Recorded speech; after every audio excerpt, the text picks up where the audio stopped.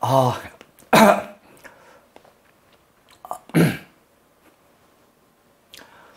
여러분들 7월 모의고사 문제로다가 이제 다시 한번 뵙네요. 자, 만나 뵙게 돼서 반갑고요.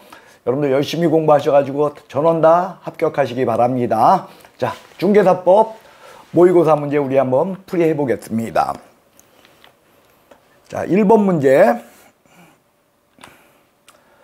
다음은 공인중개사법상 중개업에 관한 설명입니다. 옳은 것은 중개업에 관한 설명 여러분들 용어 정의 기억해 주시기 바랍니다. 중개업이란 다른 사람의 의뢰에 의하여 보수를 받고 중개를 업으로 한다. 그거죠.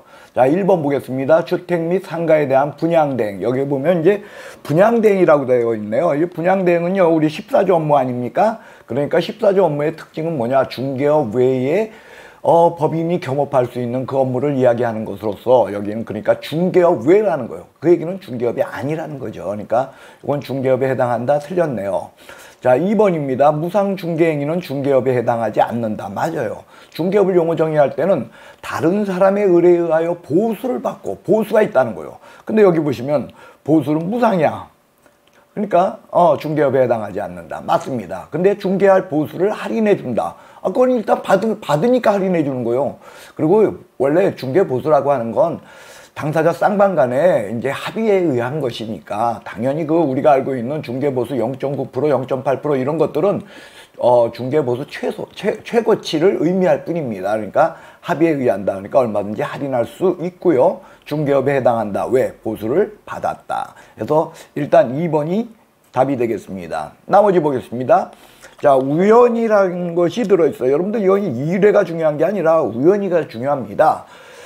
중개업을 논할 적에 여러분들 그 업인지 아닌지의 문제는요, 우연한 기회 여부에 이루어지면 중개업이 아니다라는 것이 판례의 내용으로서 이거는 우연이 여기 있으니까 중개업에 해당하지 않는다. 비록 보수를 받았다 할지라도 중개업에 해당하지 않는다. 그래서 이 부분이 틀렸네요. 그 다음 4번. 부동산 중개업이 주된 업무가 아닌 부수적인 업무인 경우에도 부수적인 업무든 어쨌든 간에 여러분들 중개업 했다면 그건 중개업인 거예요. 그래서 중개사무소 개설 등록하지 않아도 중개업을 영위할 수 있다. 이건 틀렸죠. 개설 등록 없이 중개업을 했다. 이게 바로 뭐냐? 무등록자야. 그러니까 3학년 3반 3년 이하의 징역 3천만 원 이하 벌금형으로 이게 처벌되는 그런 내용입니다. 그래서 무등록자의 경우는 중개업 하게 되면 그건 적법하지 못하다. 그게 이제 등록이 지니고 있는 효력 중에 하나입니다. 그래서 답은 4번은 역시 틀린 지문이 되겠습니다. 그 다음에 5번 공인중개사법에 의해 개업공인중개사임을 표시하는 사무소 명칭을 사용했다. 중요한 건 이거야. 일단 표시를 했다는 거예요. 그러니까 객관적 정황이 있다는 거예요. 이런 상태에서 중개를 1회 하였다면은 이거는 업으로 했다는 것을 의미해 줍니다. 그러니까 중개업에 해당하지 않는다. 틀렸네요. 중개업에 해당합니다. 그래서 1번의 답은 2번이 되겠습니다. 자, 2번 문제 보도록 하겠습니다. 다음 중 공인중개사법상 중개대상물에 대한 설명으로서 옳은 것은 1번 봅시다. 토지 정착물은 중개대상물이 될 수 없다. 일단 틀렸습니다. 왜? 법에서 이야기하는 중개대상물은 토지, 그 다음에 건축물 그 밖의 토지 정착물이라고 되어 있어요. 그러니까 토지 정착물은 기본적으로 중개대상물입니다. 다만 민법에서 이야기하는 토지 정착물의 부동산의 개념과 중개대상물로서의 토지 정착물은 범위가 달라지죠. 그러니까 민법에서 이제 판례가 이야기하는 토지 정착물은 우리가 명인방법에 의한 수목, 경작 중인 농작물, 미분리과실 뭐 이런 것들을 다 이야기하지만 토지 정착물로서 중개대상물이 되는 건 그중에 명인방법에 의한 수목밖에 없다. 이것도 기억해 주셔야 될 내용입니다. 자, 2번 투기과열지구. 투기과열지구는요, 분양권 전매가 이제 제한되는 지역이죠. 그렇다 할지라도 여러분들 여기 주택입니다. 주택은 그러니까 중개대상물이 될 수 없다. 그건 아니죠. 제한받는 분양권이 있을 뿐입니다. 자, 그 다음에 3번 토지거래 허가. 공법상 제한이 있을 뿐입니다. 그러나 토지야. 그러니까 중개대상물입니다. 단 허가를 요할 뿐이죠. 그 다음에 4번은요, 국립공원이 중요한 게 아니라 개인 소유 토지래. 그러면 이거 중개대상물인 거네요. 그러니까 4번 답입니다. 단 국가나 지방자치단체 물건은 중개대상물일 수 없다. 같이 떠올라야 되겠죠. 그 다음 5번 외국인 소유 군사시설 보호구역 내에 있는 토지야. 그러니까 외국인은요, 여러분들 외국인 부동산 취득에 관한 법에 의해, 그러니까 취득에 관한 제도에서 제한받는 거는 외국인이 토지를 취득할 때 제한받아. 그렇다고 해서 또 그것도 이제 중개 대상 아닌 건 아니야. 왜? 다만 허가를 요할 뿐입니다. 허가를 요할 뿐이고 여기는요, 허가조차도 필요 없어. 왜? 외국인 소유였어요. 그렇기 때문에 외국인 소유를 우리나라 사람한테 판다? 자유롭게 할 수 있는 그런 내용이 되겠습니다. 그래서 2번의 답은 4번이 되고 이건 중개 대상물이 될 수 있네요. 자, 3번 보도록 하겠네요. 자, 3번. 공인중개사법상 공인중개사 자격에 관한 내용입니다. 틀린 것은. 자, 1번. 무자격자의 중개업은 법에 의하여 금지된 것으로서 형사처벌의 대상이 된다. 일단 맞네요. 3학년 3반. 예, 업무방해죄의 대상이 되는 거 아니다. 이것도 중요한 판례죠. 여러분들 이런 거예요. 무등록, 그러니까 무자격자하고 자격증 가진 사람이 등록을 같이 해가지고 업무를 갖다 같이 하려고 했다가 이게 이제 중간에 관뒀어. 그래가지고선 못하겠다가 했을 때 그 무자격자에 대해서 이제 그 자격증 있는 사람이 업무방해죄로다가 이제 해당하는가? 판례는 여기가 해당하지 않는다는 것이 내용입니다. 왜? 무자격자는 원래 중개업 할 수 없는 자이거든요. 그래서 볼 수 없다. 완벽하게 맞는 내용으로 1번 지문은 여러분 걸 완전히 만들어 주시기 바랍니다. 자, 2번 무자격자인 을이 공인중개사인 갑으로부터 공인중개사 자격증을 대여받아 중개업을 수행했다. 그러니까 중개업 했대. 등록 없는데도 불구하고 중개업을 했대. 그러니까 무등록 중개업에 해당합니다. 아니다. 틀렸네요. 그래서 여러분들 2번이 답이 되겠습니다. 왜? 을이 자격증을 대여받았어. 그래서 중개업을 했어. 무자격자가 중개업을 했다? 그러니까 이건 자격증 양도 대여의 문제라면요. 원래 이게 1학년 1반 아닙니까? 근데 중개업을 수행했다니까 무등록자로 이건 3학년 3반으로 처벌되는 거예요. 2번 답이 되겠고요. 틀린 내용입니다. 3번.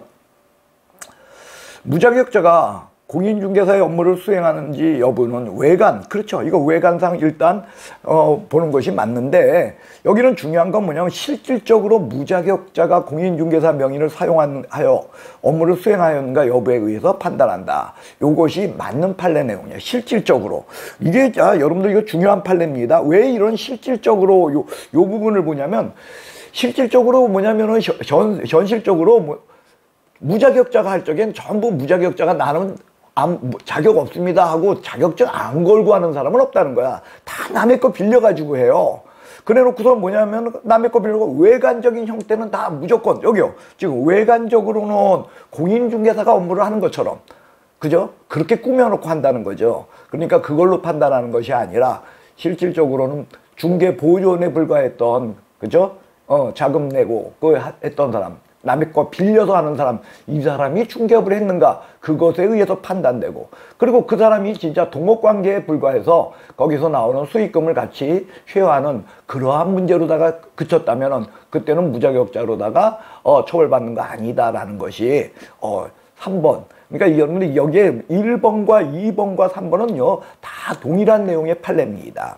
그래서 3번 역시 맞는 내용이 되겠고요. 그 다음에 4번 지문 보도록 하겠습니다. 무자격자가 공인중개사 업무를 거래를 성사시켜 작성한 계약서에 개업공인중개사가 자기의 인감을 날인했어. 이거는요 여러분들 인감의 양도대여는 중개사법에 없어요. 그래서 일반적으로 인감의 양도대여 문제는요, 그러니까 인장의 양도대여 문제, 요거는 자격증 양도대여로 보는 것이 판례의 내용입니다. 그래서 4번 역시 기억하십시오. 5번 무자격자가 무슨 공인중개사 사무소 대표 이거 썼어. 그렇게 되면 유사명칭 사용죄에 해당해서 여러분들 유사명칭 사용죄는 이겁니다. 명칭에 관한 거, 문자에 관한 것을 아닌 자가 썼을 때는 그러니까 개업공인중개사든 공인중개사든 아닌 자가 썼을 땐 요때 1학년 1반이야. 근데 그 명칭을 인자가 제대로 안 썼을 때 요때는 100만 원 이하 과태료다. 요 사실 같이 기억합시다. 그래서 여기에서는 아닌 자가 이런 명칭을 썼네요. 공인중개사 사무소 대표라고. 그러니까 이거는요, 정확히 말하면 유사명칭 사용죄인데 공인중개사보다는 개업공인중개사 유사명칭 요쪽이 더 가깝겠죠. 하지만 결과는 동일해요. 그래가지고 5번 역시 해당한다. 맞는 내용이 되겠습니다. 자, 4번 문제 보도록 하겠습니다.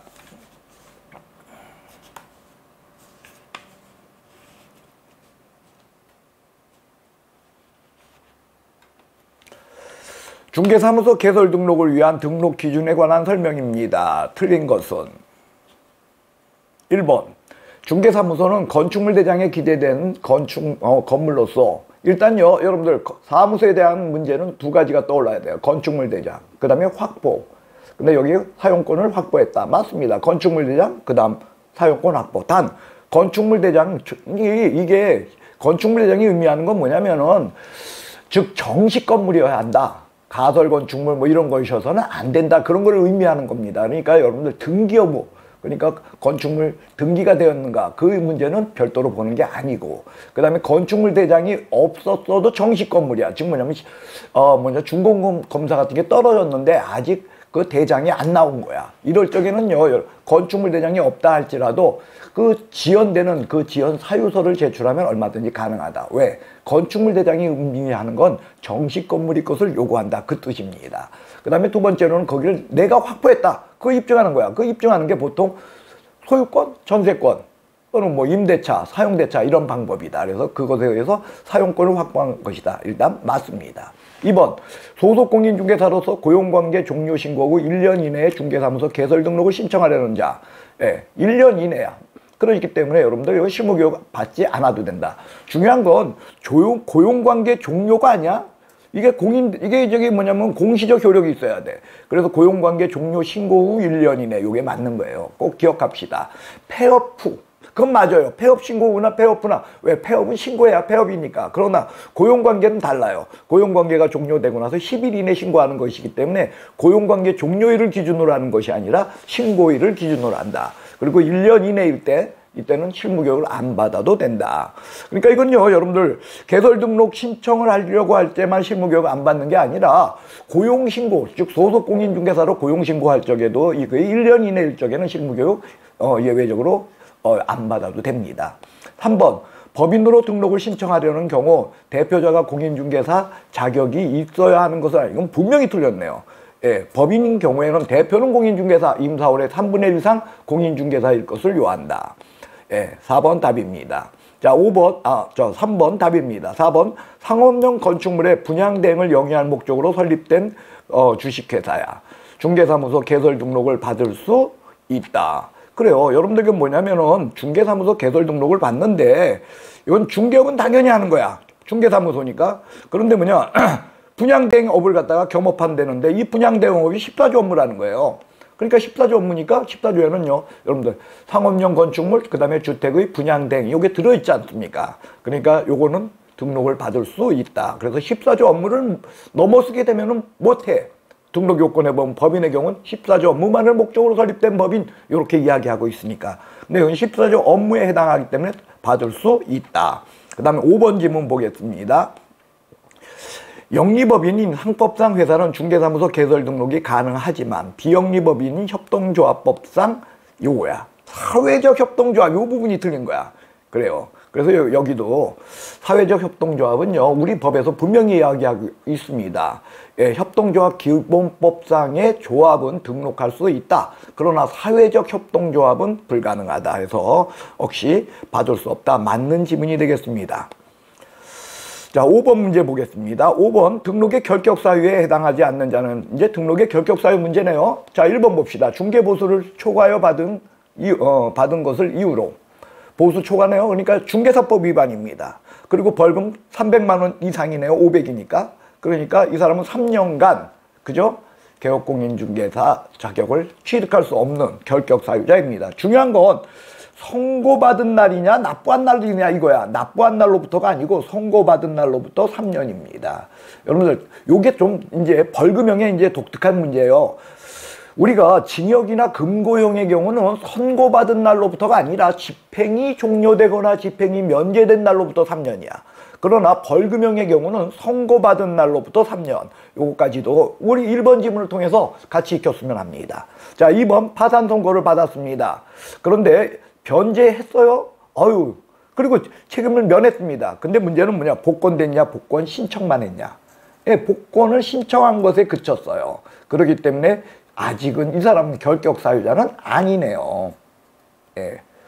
그래서 이 사람은 결격사유, 복권 신청, 결격사유자입니다. 복권돼야지 결격을 면하니까. 예, 그래서 여러분들 결격에 해당합니다. 그 다음에 3번 보겠습니다. 6개월의 업무정지 처분을 받았습니다. 예, 그런데 그 기간 중에 중개업을 하다가 적발됐어요. 원인이 뭐냐? 아이, 저기 업무정지 기간 중에 업무한 거예요. 이게 철등치예요. 예, 절대적으로 등록이 취소된다는 절대적 등록 취소 사유입니다. 그렇게 되기 때문에 그 바람에 등록이 취소됐네요. 그러니까 3년간 등록 결격입니다. 근데 여긴 1년 경고밖에 안 했으니까 결격 사유에 지금 해당하고 있습니다. 다시요. 여러분들 원인이 등록 취소의 원인이 뭐 등록 요건 미달이거나 사망 해산이거나 아니면 결격 사유가 원인이 아니었어. 다른 게 원인이었어요. 그럴 적엔 등록 취소일로부터 3년인 거예요. 그렇기 때문에 여긴 1년밖에 안 지났어. 그러므로 결격 사유입니다. 4번 징역형 선고받고 특별사면. 특별사면 집행이 면제네요. 그러니까 면제이기 때문에 3년간이야. 근데 지금 2년밖에 안 지났네요. 그러니까 결격 사유에 해당합니다. 자, 답은 5번이 되겠습니다. 징역 5년을 선고받고 복역 중 3년 만에 가석방 되었기 때문에 자녀 경기가 몇 년면 2년이 남았어요. 그리고 나야 요게 끝나야 이제 집행이 종료되는 거죠. 그리고 또 3년. 해서 총 5년이 지나야 되는데 얘는 5년이 경과가 됐네요. 그렇기 때문에 결격 사유를 면했습니다. 그래서 결격 사유에 해당하지 않는 자는 5번에 해당하겠고 요 5번 지문에 대한 것은 5번 문제 자체를 여러분들이 완벽하게 내 걸로 해주시고 중개사법에서 의외로 어려운 것이 결격 사유입니다. 예, 잘 정리해 보시기 바라겠습니다. 그 다음 6번 보도록 하겠습니다. 자, 중개사무소에 관한 설명입니다. 옳은 것은 1번 개업공인중개사는 그 사무소 명칭에 부동산 중개 또는 공인중개사 사무소라는 문자를 써야 돼.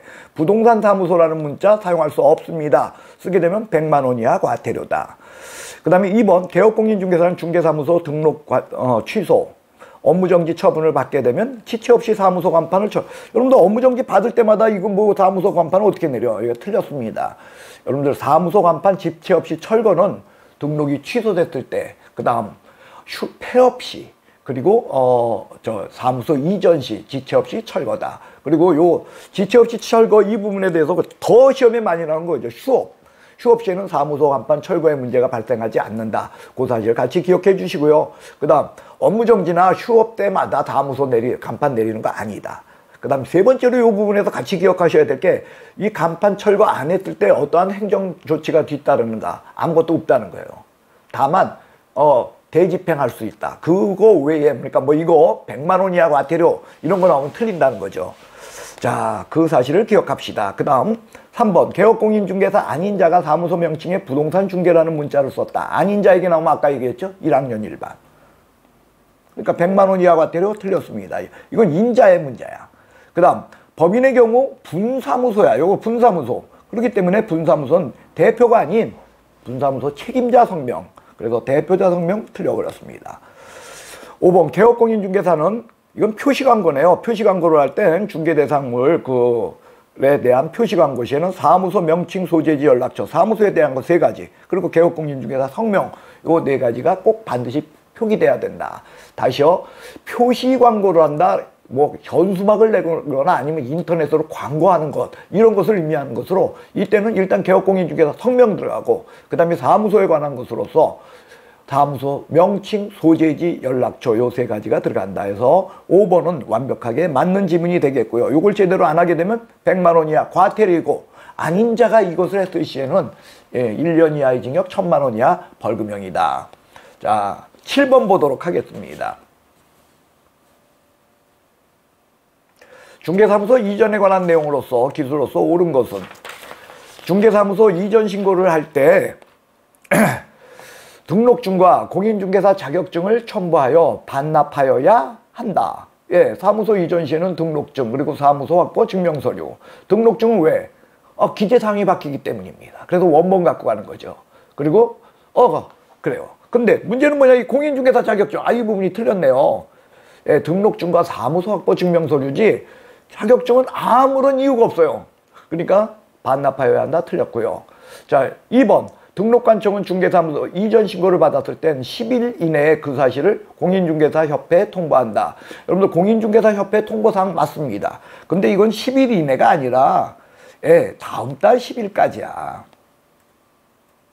예, 요거 잊지 마시기 바랍니다. 그래서 등록관청이 다음 달 10일까지 협회 통보사항은 등록증 재교부에 있어요. 그래서 등록증 재교부가 있었을 시 첫 번째요. 그리고 각종 신고, 그러니까 분사무소 설치 신고, 사무소 이전 신고, 고용관계 종료 신고, 휴폐업 등 신고, 그리고 등록 취소와 업무 정지와 같은 행정처분이 있었을 때 그거 아닙니까? 그래서 2번 요거는 맞는 내용이지만 기간이 틀렸다는 거예요. 다음 달 10일인데 10일 이내에서 틀렸고요. 그 다음 3번 보겠습니다. 공동사무소를 이전하려고 합니다. 공동사무소의 원칙은 뭐다? 무조건 각자, 다 따로 각자 한다. 그래서 일괄하여 일단 틀렸습니다. 4번 중개법인의 주된 사무소를 관할구역 외의 지역으로 이전합니다. 그럴 땐 이전 후 등록관청에 신고하여야 한다. 주된 사무소요. 분사무소는 주된 사무소 등록관청인데 여긴 주된 사무소이기 때문에 이전 후 등록관청에 이전 후 10일 이내에 등록증, 사무소 확보 증명서를 갖고 이전한다. 이전 신고한다. 답은 4번이 되겠네요. 맞는 내용입니다. 자, 5번 보겠습니다. 휴업 기간 중에 사무소 이전할 수 있고 업무정지 기간 중에 사무소 이전할 수 있다. 왜? 휴업이나 업무정지 기간 중에는 업무를 할 수 없는 겁니다. 근데 이건 업무가 아니라 사무소 이전이 업무일 수는 없어요. 업무라는 것은 의뢰인과의 관계 속에서 이루어지는 것이 업무야. 그렇기 때문에 할 수 있다. 없다. 틀렸네요. 자, 8번 보겠습니다.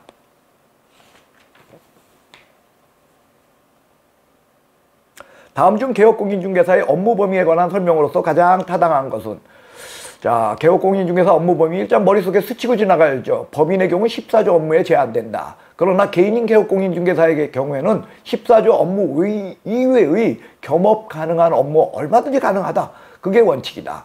단 그 중에서 부칙 개업공인중개사는 14조 2항, 즉 경매, 공매 관련 업무, 요것은 할 수 없다. 요게 머릿속에 있어야겠습니다. 일단 봅시다. 자, 공인중개사인 개업공인중개사입니다. 14조 1항 업무, 14조 2항 업무, 그 다음에 그 외의 업무도 다 가능해. 그러니까 주택에 대한 분양된 이거 14조 1항 업무네요.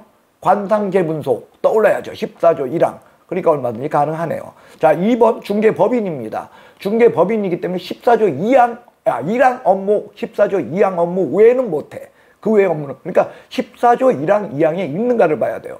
근데 여기 보시면 중개 의뢰인을 대상으로 중개업의 경영기법, 경영정보를 제공하는 업무 14조 1항에 없어. 왜? 14조 1항에 있는 것은 중개 의뢰인이 아니라 개업공을 대상으로입니다. 그래서 14조 2항 업무니까 할 수 없네요. 그래서 일단 1번이 답이고 2번은 틀렸네요. 3번 공인중개사인 개업공인중개사입니다. 그렇기 때문에 이 사람은 원칙적으로 다 해. 근데 여기 보시면 주거이전 부수되는 용역업이야. 그러니까 할 수 있죠. 단 요거 주거이전에 부수되는 용역업은 14조 1항 업무가 아닙니다. 왜? 14조 1항 업무는 주거이전에 부수되는 용역의 알선업이야. 알선업. 용역업을 직접 하는 것이 아니라 그 용역업을 알선하는 업무를 할 뿐입니다. 그렇기 때문에 여기엔 법인은 못해. 근데 이건 공인중개사인 개업공인중개사이므로 할 수 있네요. 왜? 나머지 업무도 가능하다. 그 다음에 중개법인, 부동산의 이용개발업 14조에 없어. 14조 1항에 있는 업무는 이 부동산 이용개발에 관한 컨설팅이죠. 즉 상담 업무야. 그래서 중개법인은 못하고 단 개인인 개업공인중개사는 이것도 할 수 있다야. 그 다음에 부칙이야. 부칙이니까 부칙은 14조 2항 못한다가 떠올라야 돼. 그래서 법인이 할 수 있는 모든 겸업 업무를 할 수 있다. 이 부분이 틀렸죠. 왜? 공매 업무는 불가하다. 그러니까 1번이 답이 되겠습니다. 자, 9번 문제 보도록 하겠습니다. 개업공인중개사 갑이 고용한 소속공인중개사 을이 중개대상물 중요사항에 대해 거짓된 언행으로 의뢰인 병에게 판단을 그르쳤습니다. 여러분들 여기 보시면 중요사항에 대한 거짓된 언행 금지행위예요. 금지행위를 이 소속이 저질렀기 때문에 이 소속은요 일단 자격정지야. 그 다음 1학년 일반이요. 1년 이하의 징역 1,000만 원 이하 벌금형이겠네요. 금지행위. 기수매물은 우리 1학년 일반 아닙니까? 문제는요 여기에서 이제 이렇게 돼가지고 징역형을 선고받아. 그럼 이 소속은 자격이 취소돼 버려. 금지행위 때문에는 자격정지지만 징역형까지 선고받게 되면 그때는 등록 자격이 취소된다. 그 다음 그게 아니라 벌금형을 선고받았는데 1,000만 원 이하 벌금형 아닙니까? 근데 그 벌금형 선고받은 것이 300만 원을 넘었을 시에는 이때는 결격사유에 해당하게 되겠죠. 예, 그러니까 이런 내용들 여러분들 머릿속에 정확하게 있어야 합니다. 그리고 이제 갑에 대한 문제입니다. 이때 개업공인중개사 갑은 고용인의 업무상 행위는 개업공인중개사의 행위로 본다라는 규정에 의해서 병에게 3천만 원 손해배상 책임 무과실로 지는 거예요. 을은 고의과실 책임이지만 갑은 본다라는 규정에 의해서 무과실 책임이다. 그리고 행정처분으로서 등록 취소 또는 업무정지 처분을 받을 수 있다는 거죠. 왜? 고용인의 업무상 행위는 개업공인중개사의 행위로 본다라는 그 규정이 있으니까. 그러나 이 규정에 의해서 행정형벌까지 당하는 것, 즉 요 1학년 1반 여기에까지 해당하는 것은 아니다. 하지만 양벌 규정에 의해서 고용인이 징역 또는 벌금형에 처하게 되면 개업공인중개사는 그중에 정한 벌금형으로 처벌된다라는 요 규정에 의해서 벌금형 처벌 받을 수 있어. 단 중요한 거죠. 주의와 감독을 게을리하지 않았다는 걸 입증하면 반드시 벌금형 받는 건 아니고, 그리고 설령 300만 원 넘게 벌금형이 나왔다 할지라도 양벌 규정에 의한 경우에는 결격 사유가 아니다. 이런 것이 9번 문제를 통해서 여러분들이 쫙 스치고 지나가야 될 내용입니다. 그거 한다면 여러분들 여기 답은 1번이에요. 갑이 양벌 규정에 의해서 500만 원 벌금형 선고받았다 할지라도 갑은 등록이 취소되는 것은 아니다. 왜? 결격 사유가 아니니까. 그래서 1번 답이고요. 나머지는 우리가 본 것들입니다. 자, 그래서 쫙 한번 여러분들 제가 읊은 이야기니까 나머지는 확인해 보시기 바라겠습니다. 자, 10번 보겠습니다. 개업공인중개사가 사용하여야 할 인장에 관한 내용입니다. 옳은 것은 자, 1번 인장 등록을 하지 않으면 등록증을 교부받지 못한다. 예, 인장 등록은요 등록증 교부 요건 아니야. 여러분들 우리가 이게 자꾸 여러분들 우리 이게 자꾸 틀려. 왜냐면 등록증 교부라고 하는 것은요 반드시 이 앞에 뭐가 있냐면 업무정지예요. 죄송합니다. 업무보증입니다. 그래서 이렇게 돼 있어요. 등록관청은 업무보증 설정 여부를 확인한 후 지체 없이 등록증을 교부하여야 한다. 요게 내용입니다. 그래서 인장 등록과 등록증을 제발 연결시키지 말고 이 1번 지문은요 은근히 사람들이 많이 틀려. 인장 등록 안 해도 등록증하고는 상관없다. 기억하시기 바랍니다. 자, 2번 분사무소의 경우에는 상업등기 규칙에 따라 법인 대표가 보증하는 인장을 등록하여야 한다. 여기는요 여러분들 분사무소 인장 얘기가 나오면 법인 대표가 보증하는 요거 맞아. 그 다음에 뭐냐 인장을 등록할 수 있다야. 근데 하여야 한다 하니까 이 부분이 틀렸네요. 꼭 두 가지 분사무소 법인 대표가 보증하는 이거 떠올라야 돼. 그 다음에 등록할 수 있다 이 부분이 떠올라야죠. 그 다음 인장 등록 의무를 이행하지 않은 경우 여러분들 인장 등록을 안 했다 등록 인장을 사용 안 했다 개업공인중개사는 다 업무정지야. 그리고 소속의 경우는 다 자격정지. 그래서 기출문제에 우리 이런 게 나온 적 있죠. 개업공인중개사가 인장 등록 의무를 위반한 경우와 등록 인장을 사용하지 않은 경우의 행정처분은 동일하다. 맞습니다. 둘 다 업무정지이기 때문에. 소속도 마찬가지입니다. 인장 등록 안 하면 업무정지, 등록 인장을 사용 안 하면 자격정지. 그래서 등록 취소 처분을 받을 수 있다. 업무정지이기 때문에 틀렸네요. 자, 4번 지문 보겠습니다. 자, 인장 등록은 중개사무소 개설 등록 신청과 함께 할 수 있다. 맞네요. 여러분 원칙적으로 여러분들 이렇게 돼 있죠. 인장 등록이라고 하는 것은 개업공인중개사 및 소속공인중개사는 업무를 개시하기 전까지 인장을 등록해야 한다. 그러니까 일단 개업공인중개사가 된 다음에 해야 돼. 근데 이 등록 신청은 개업공인중개사가 아직 안 된 거거든요. 그런데도 불구하고 행정편의상 이때도 할 수 있고 소속공인중개사는 고용신고와 함께 할 수 있다. 이렇게 되어 있죠. 그 바람에 중개사법상 인장등록 신고서는 세 종류가 있다라고 우리가 누차 얘기한 거 아니에요. 네, 원칙적인 인장등록 신고서로서 변경신고서와 같이 있는 인장등록 신고서가 있는가 하면 등록신청과 함께 할 수 있기 때문에 이것도 4번 때문에 등록신청서에 딸려있는 인장등록 신고서가 있고 고용신고와 함께 할 수 있기 때문에 소속공인중개사 중개보조원 고용신고서에 딸려있는 인장등록 신고서 이렇게 해서 세 종류가 있다. 자, 5번 인장을 변경한 경우 인장 변경입니다. 이건 무조건 외워야죠. 7일 이내 등록관청에 그 등록된 인장을 등록하여야 한다. 인장을 변경한 경우입니다. 그 다음에 7일 이내. 자, 11번 보겠습니다. 공인중개사법상 휴업에 관한 설명으로서 틀린 것은 1번 휴업기간은 원칙적으로 6개월을 초과할 수 없다. 그렇죠. 휴업은요 원칙 자유야. 단 3월을 초과하는 휴업 시에는 신고, 그리고 6월을 초과할 수 없다. 그래서 6월을 초과하게 되면 임등취. 단 여러분들 여기에 보시면 원칙적일 뿐입니다. 그리고 예외가 있다는 거죠. 예외, 학교 간다, 군대 간다, 병원 간다. 그렇죠. 또는 이에 준하는 사유 이런 거 발생했을 시에는 6월을 초과하는 휴업이라도 인정한다. 그 다음에 휴업기간은 언제나 휴업기간 중에는 폐업이 가능하다. 그렇습니다. 휴업기간에는 폐업도 가능하고 재등록도 가능해. 그리고 또 폐업해도 상관없어. 횟수 제한조차도 없어요.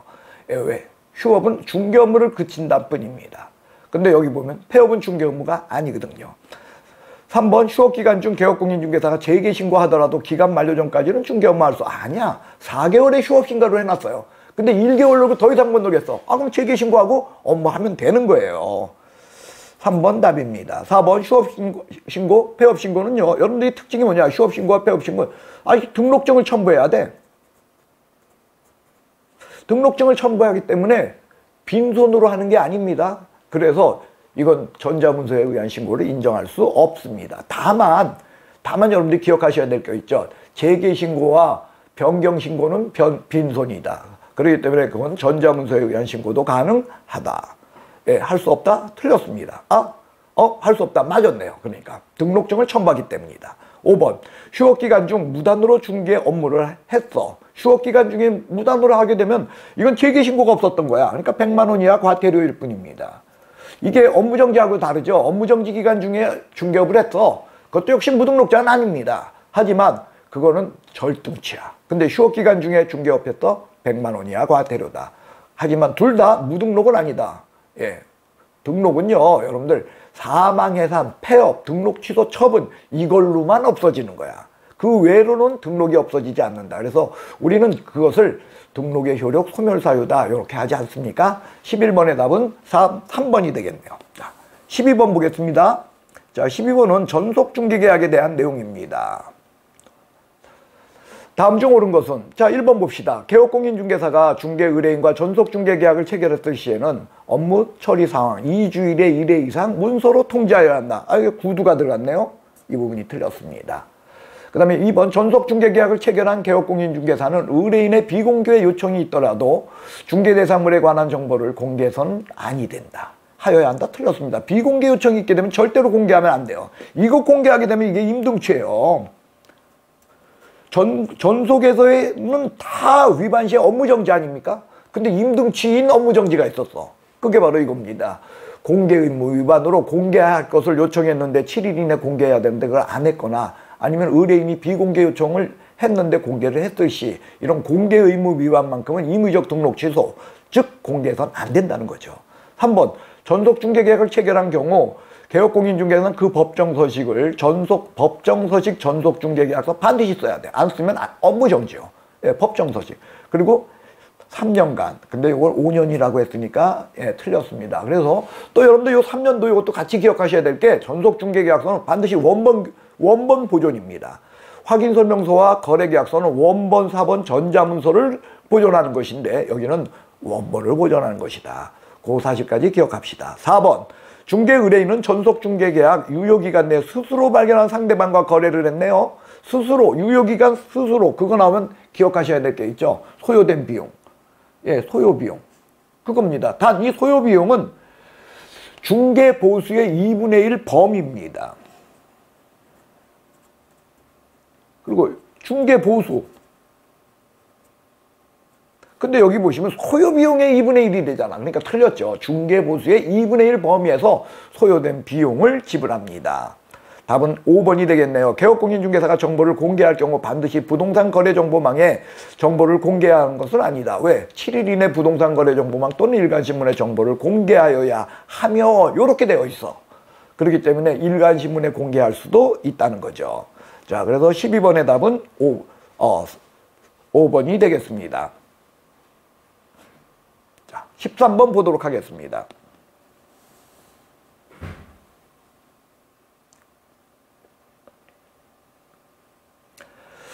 다음 중 부동산거래정보사업자 지정 절차에 관한 설명으로써 옳은 것은 1번 거래정보사업자는 운영규정을 정하여 시도제. 여러분들 부동산거래정보망 나오면 무조건 국토교통부 장관하고 개업공이야.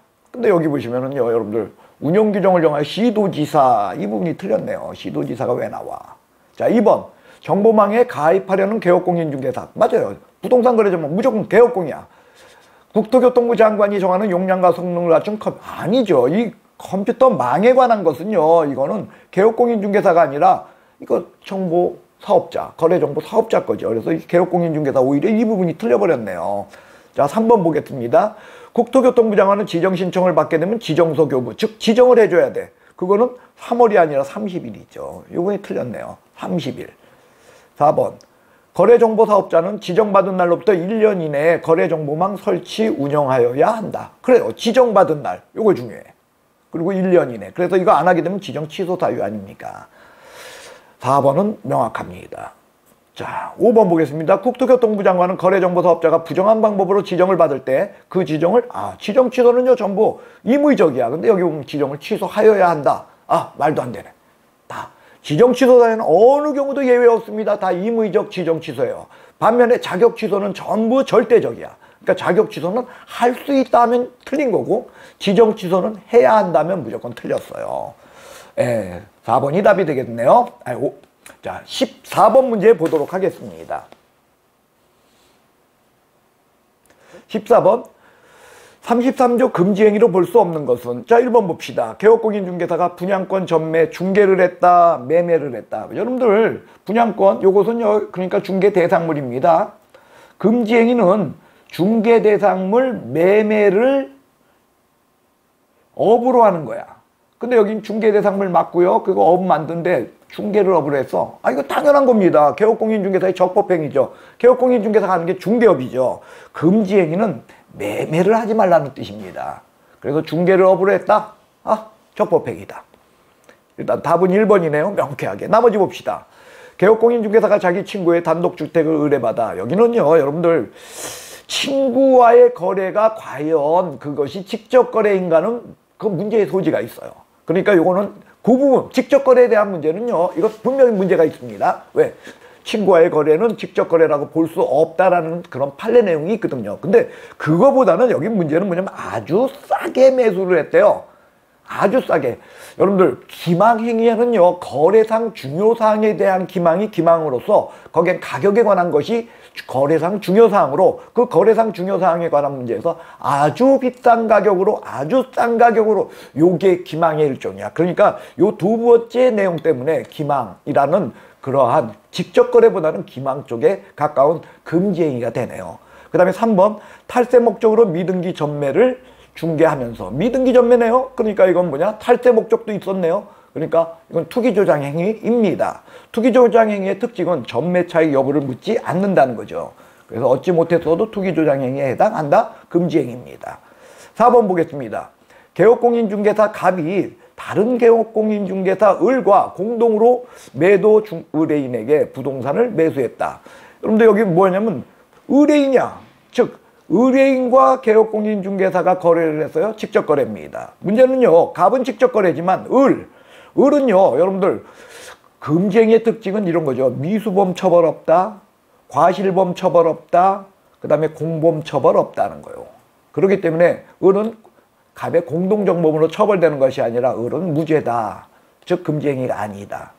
그리고 갑만, 개업공인중개사 갑만 금지행위다라는 것을 14번의 그 4번 지문에서는 여러분들이 같이 기억해 줬으면 합니다. 그 다음에 5번 중개의뢰인 쌍방을 대리했대요.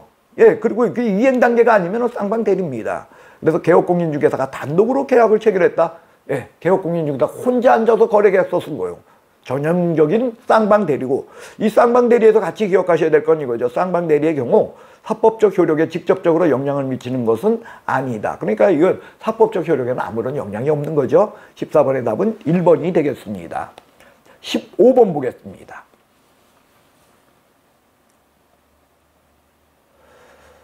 중개대상물 확인설명 의무에 관한 내용으로서 옳은 것은, 자, 1번 확인설명은 소속공인중개사 중개보조원이 하더라도 무방하다. 일단 틀렸네요. 중개보조원은 단순 업무 보조에 그쳐야 돼. 그래서 불가능하고, 소속공인중개사는 업무를 수행할 수 있는 자입니다. 그렇기 때문에 소속공인중개사는 확인 설명 의무는 없으나 할 수 있다. 요거 꼭 기억해 주셔야죠. 그리고요, 여러분들 소속공인중개사가 확인 설명을 성실 정확하게 근거 자료를 제시하여 못했을 땐 그때는 개업공은 자격 업무 500만 원 이하 과태료인데 그때 소속은 자격 정지가 되는 거 아닙니까? 그러니까 소속은 확인 설명 의무가 없어도 할 수 있다. 자, 2번 확인 설명은 거래계약서 계약이 체결된 후 근거 자료를 제시하면서 성실 정확하게 한다. 틀렸죠? 확인 설명은요, 계약이 있기 전, 중개가 완성되기 전입니다. 그러니까 체결된 후 이 부분이 틀렸습니다.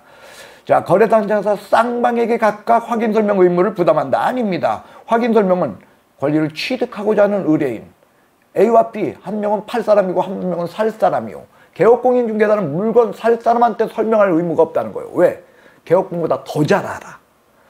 그래서 확인 설명은 권리를 취득하고자 하는 의뢰인, 물건 살 사람한테 하는 것이지 팔 사람에게 하는 것은 아니다. 쌍방 이 부분이 틀렸습니다. 4번 개업공인중개사는 확인 설명사항을 조사 확인하기 위하여 중개 대상물의 상태에 관한 자료, 요거는요 이런 거죠. 상태 자료, 여기서 뭐가 상태 자료냐? 일단 이 상태 자료는요 우리가 내벽화다 이렇게 기억해 주십시오. 내외 시설, 벽면의 균열 및 누수, 요거는 환경 조건으로 이렇게 되는 거예요. 환경 조건, 일조, 소음, 진동.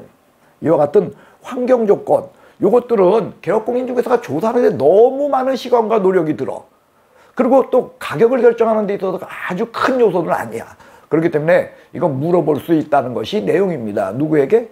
물건 팔 사람한테 물어보는 거죠. 그러니까 권리 이전 의뢰인에게 요구할 수 있다. 근데 여기 보시면 하여야 한다. 마치 의무로 기술해 놓고 있어요. 이건 상태자료 요구권, 권리입니다. 그러니까 할 수 있다로 고쳐야 되겠습니다. 그 바람에 답은 5번이 되겠습니다. 중개가 완성되어 거래계약서 작성하는 거죠. 그때 개업공인중개사 확인설명사항을 서면으로 작성. 그렇습니다. 확인설명서는 이때 씁니다.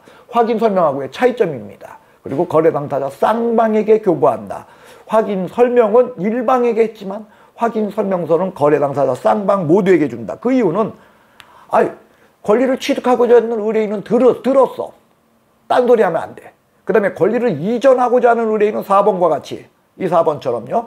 상태에 관한 자료 요구 시에 자기가 한 얘기가 있어. 그 얘기를 나중에 가가지고서 번복해서는 안 되겠죠. 그래서 두 사람 다 서명 또는 날인하고 개업공인중개사는 둘 모두에게 확인설명서를 주고 자기는 3년간 보존이죠. 단 이때 3년간 보존은 원본, 사본, 전자문서 다 가능하다는 것이 바뀐 내용입니다.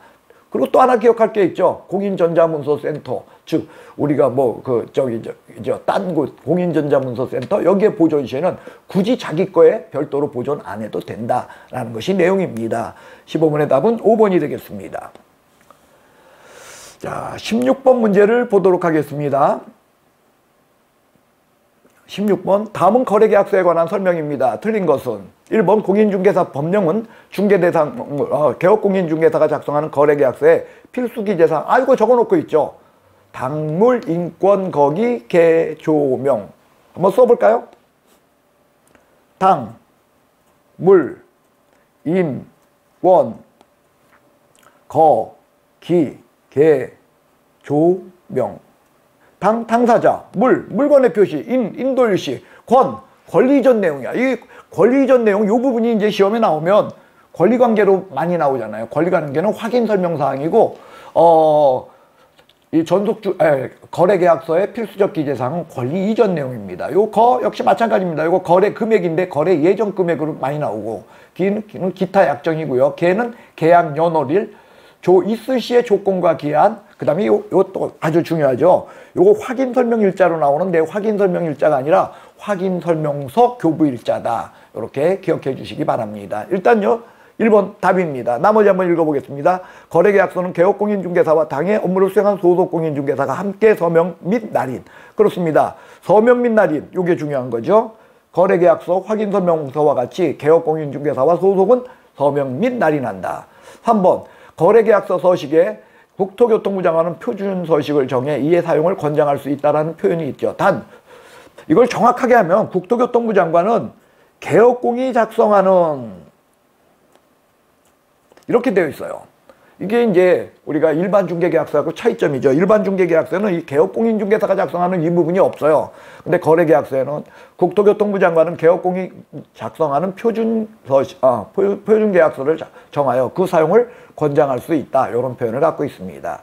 자, 4번 보겠습니다. 거래계약서는 쌍방에게 한 부씩 준다. 맞네요. 그리고 원본, 사본, 전자문서 5년간 보존.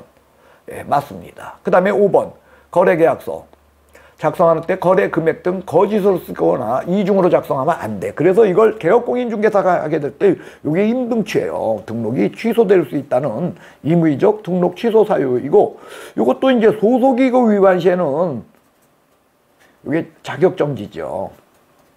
자, 그래서 16번의 문제는 이렇게 여러분들이 이해해 주시고요. 자, 17번 업무 보증에 관한 내용이 되겠습니다. 옳은 것은, 자, 1번 개업공인중개사는 중개를 의뢰받을 때는 중개 의뢰인에게 보증 관련 내용을 설명하고 관계증서 사본을 교부한다. 이건요, 여러분들 업무 보증 시에 중개를 의뢰받을 때 한 게 아니라 중개가 완성됐을 때 거래계약서 확인 설명서 주면서 이거 같이 설명하고 주는 거죠. 그래서 의뢰받을 때 이 부분이 틀렸네요. 완성시야. 거래계약서 확인 설명서 안 주면 업무정지지만 요거 안 주면 요게 또 100만 원 이하 과태료 오고, 이때 설명사항은 여러분 우리 소금기, 소재기, 금액, 기간이다. 그 다음 2번 보겠습니다. 개업공인중개사가 업무보증 설정 안 했어. 그러면요, 이건 임등취입니다. 업무보증 자체를 안 하면 임의적 등록 취소 사유다. 근데 100만 원 이하 과태료 여기 틀렸네요. 그 다음 고용인의 중개 의뢰인에게 손해를 입힌 경우 보증기관은 손해배상 책임을 진다. 그쵸? 업무보증에 관한 문제로서 단 여러분들 여기 3번도요. 이거 그러니까 기출문제로 이제 시험에 이제 기출문제로 나왔을 때 이것도 이의 제기가 가능하죠. 왜냐하면 모든 손해가 아니고 고용인이 한 행위가 중개사법상 손해배상 문제에 합당한, 거기에 맞아 떨어지는 행위여야 되죠. 그러니까 이런 거죠. 개업공인중개사가 중개행위를 함에 있어서 고의과실로 인하여 거래 당사자에게 재산상 손해를 입혔다라는 거기에 해당하는 그것을 고용인이 저질렀을 때, 그럴 적엔 개업공인중개사를 넘어서서 보증기관까지도 손해를 책임지는 거죠. 그래서 일단요, 3번은요, 그런 취지의 문제입니다. 개업공인중개사로 되어 있지만 그 개업공인중개사 속에는 고용인의 업무상 행위는 개업공인중개사 행위로 본다라는 규정에 의해서 고용인 잘못도 포함된다라는 것을 3번은 의미하는 내용이니까 맞는 내용이 되겠습니다. 자, 4번 보도록 하겠습니다. 중개 의뢰인의 재산상 손해가 보증 설정 금액을 초과하는 경우 보증기관은 업무 보증 설정 한도액 내 배상, 개업공인중개사는 여기에 대해서 완전한 배상이다. 그러니까 보증 설정 한도에 제한될 필요 없다는 것이 내용이죠. 그 다음에 15번 보증기관 보험에 가입한 개업공인중개사가 기간이 만료네요. 여러분들 이게 손해배상 책임에 의하여냐 기간의 만료냐에 따라 달라져요. 손해배상 책임이 이루어졌을 땐 15일 이내에 다시 가입이야. 그러나 여러분들 여기는 기간 만료의 문제야. 그러니까 기간 만료는 만료일까지죠. 요 만료일까지 이거랑 이제 같이 여러분들 머릿속에 있어야 될 부분이 있죠. 만료일까지지만 단 휴업기간 중에 기간 만료가 있을 시에는 그때는 업무를 재개하기 전까지다. 이 부분까지 기억합시다. 그 다음 18번 보도록 하겠습니다.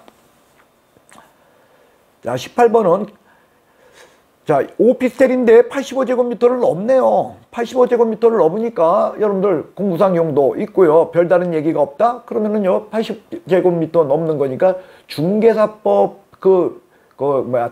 국토교통부 령에 적혀 있는 그 범위를 벗어난 거예요. 그러니까 이건 주택 외, 여기 공구상 용도는 주택 외니까 주택 외로 취급하자는 거죠. 그래가지고서 보증금 3천에 월세 30이니까 곱하면 30, 월세 환산해야 되니까 곱하기 100 하면 3천이네요. 3천을 더하니까 6천. 그러니까 6천에 대해서 100이니까 주택 외로 하면 0.9%네요. 그러면 6, 9, 54. 답은 54인데 문제는요.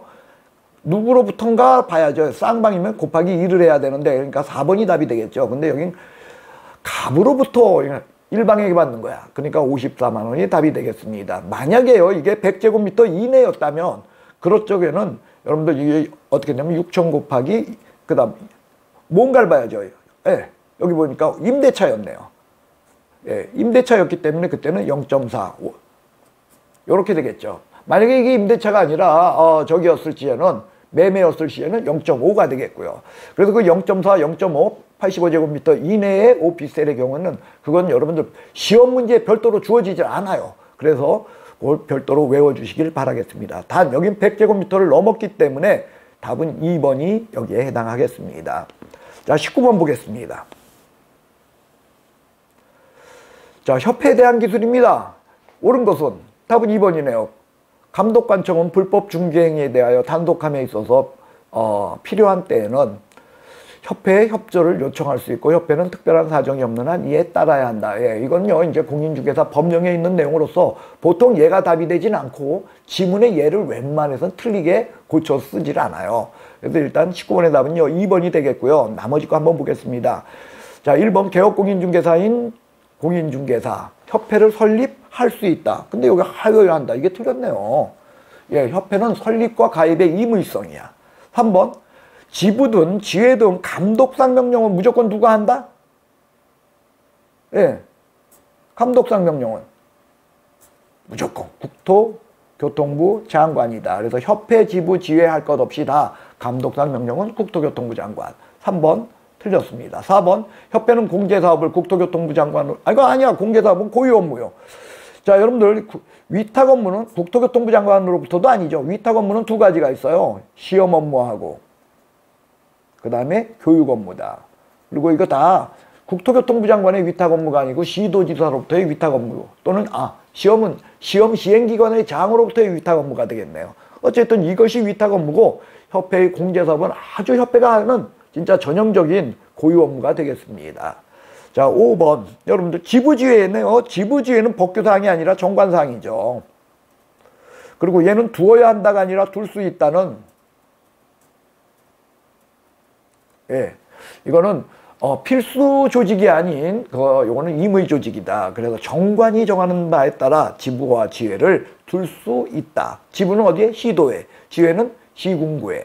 그리고 지부와 지회를 둔 다음에는 지부는 시도에, 지회는 등록관청에 설치, 신고를 하여야 한다. 요 두 가지가 같이 떠오르고 협회, 지부, 지회 할 것 없이 감독상 명령만큼은 국토교통부 장관이 한다. 그거죠. 자, 20번 보겠습니다. 자, 포상금에 대한 내용이네요. 옳은 것은 1번 금지행위를 위반했습니다. 여러분들 포상금 사유는 허무양이야.